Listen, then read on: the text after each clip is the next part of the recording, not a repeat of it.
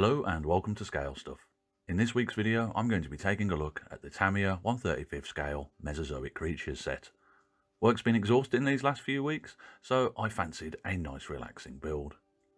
Things like dinosaurs are great to paint if you have lots of nearly done paints left over, as you can mix all the leftover bits and not have to worry about getting a colour match. In the box you get 2 small sprues of dinosaur bits, and a very simple black and white instruction sheet. And that's it, there's not much to this kit. A first look at the sprues shows them to be very crisp, with virtually no flash to clean up on them. Considering this kit was made in 1994, it's aged rather well, though I don't imagine it's been as popular as Tamiya's tanks and vehicle kits. As someone who keeps an eye on paleontology from time to time, I am aware that some of the dinosaurs depicted in this set haven't aged too well, as we now believe that T-Rex would have had lips. Also, a lot of the smaller dinos in this kit would have had feathers or a fluffy coat, so the models in this kit are definitely a sign of the times they were made in. Anyway, onto the build. First critter on the list is the baby T-Rex.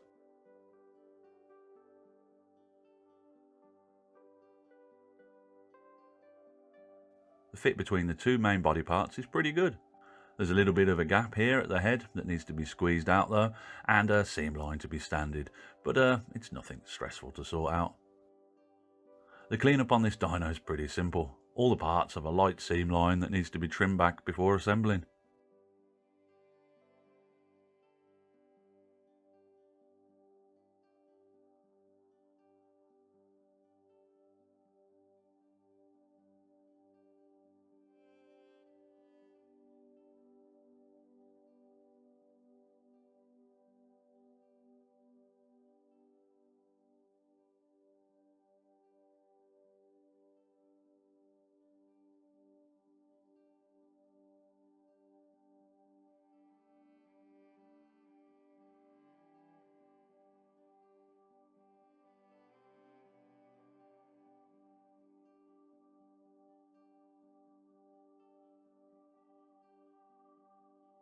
The parts are going together easy. The only bits I'm concerned by are the join between the legs and the body, and a small gap between the feet. So I'm mixing up some green stuff to fill in these gaps. With this, I'm making sure to get as many fingerprints into the green stuff as possible to give it a bit of texture to blend the seam lines into the rest of the model.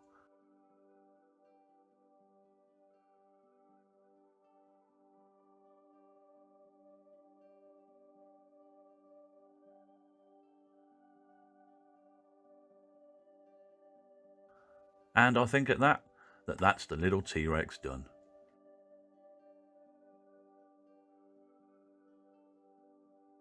Next up to do, we have the Parasaurus.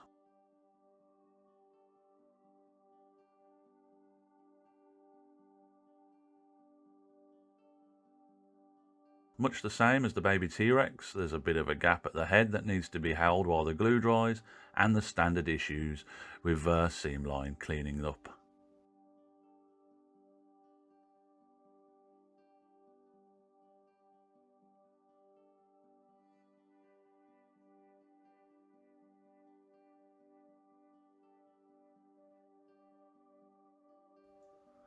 The fit between the body and the legs is just about passable. Rather than use green stuff, I'm going to see if using a bit more glue than I probably should will hide the gap. Spoilers, it doesn't.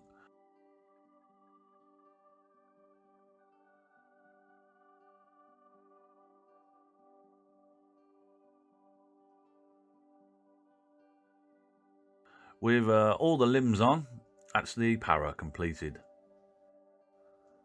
Now we have the Hypsiodon? Hypsiodon? Not sure how you say that. Hypstosaurus. Little whatever his name is even simpler than the previous two dinos, as he's got a one-piece body. Again, just seam lines and sanding. To be honest, I'm enjoying the mindlessness of this build, as it's just what I needed.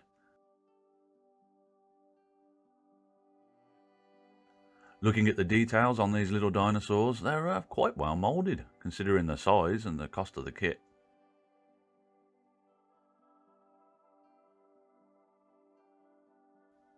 Anyway, with Hippie on his base, it's onto the Oviraptor. I'm okay with the names of dinosaurs I encountered when I was under 8.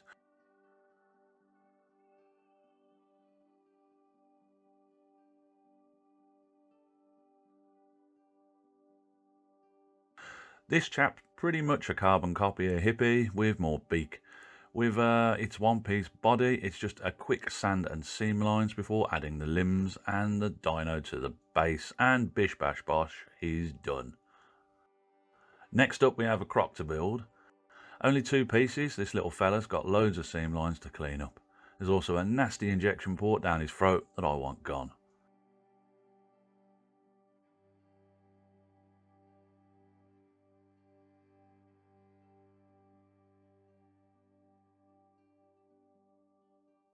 I sanded off the throat injection port, and then using brute force I got the jaw and neck gap as small as I could. The fit between the lower jaw and the neck part is the worst bit in the kit so far, but it's not really anything to worry about. Now I'm going to leave him to dry before sorting this bit out properly, as otherwise I'll be chasing the fit round in circles. With the jaw dry, it's a simple case of adding some green stuff to fill the gaps.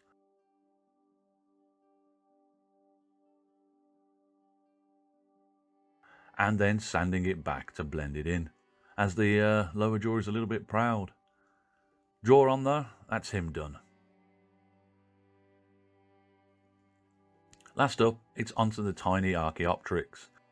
This tiny bird's also only a 2-parter, being made of just the body and legs. After cleaning up the seam lines, assembling him and adding him to the stand, that's the construction part of this build complete.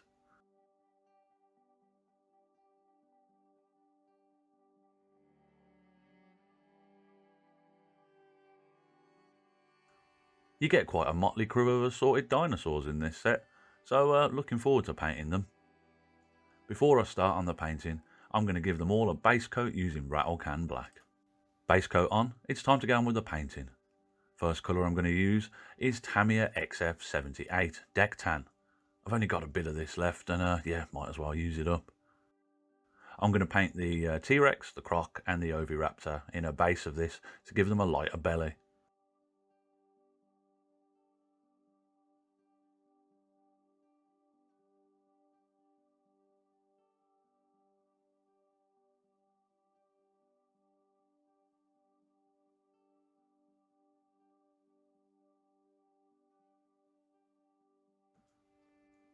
Next up, I'm going to be using XF49 Khaki for the Para and Hipster Dino, as I think I'm going to do them in more of a green colour. As much as I enjoy painting to a plan, sometimes it's nice to paint things like dinosaurs, as no one really knows what they look like, and the paint job can be done fairly messy, and yeah, it still looks good.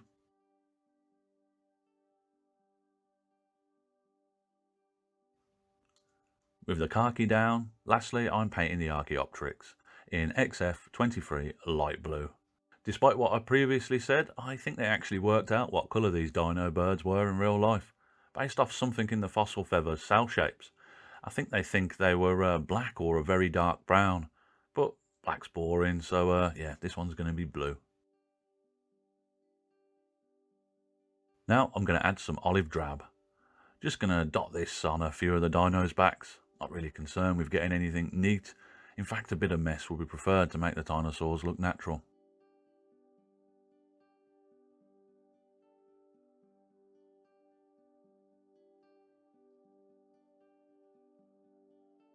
Next I'm using a little bit of World War I khaki by AK. Just dotting the paint around. No real method to the madness. I do want to add some brighter shades to some of these models to give them a bit of interest, but not just yet.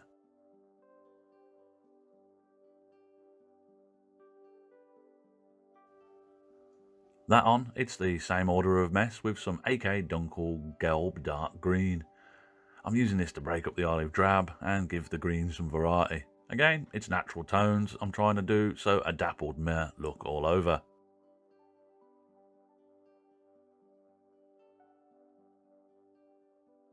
From here on out, I'm trying to add some interest to the dinosaurs, giving each one a bit of an individual touch to set them out from the pack.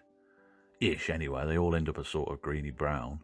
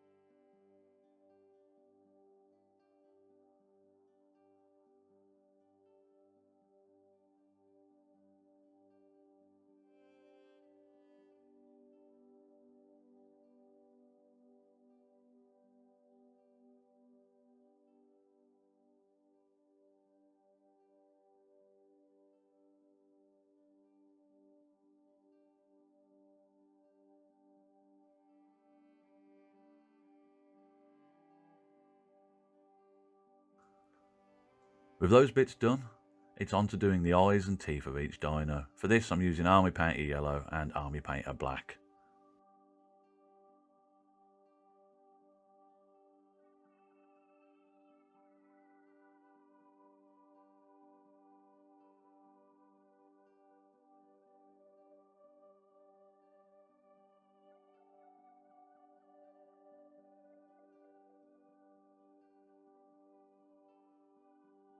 With the eyes done, I give them a wash of brown and black to tie all the colours together.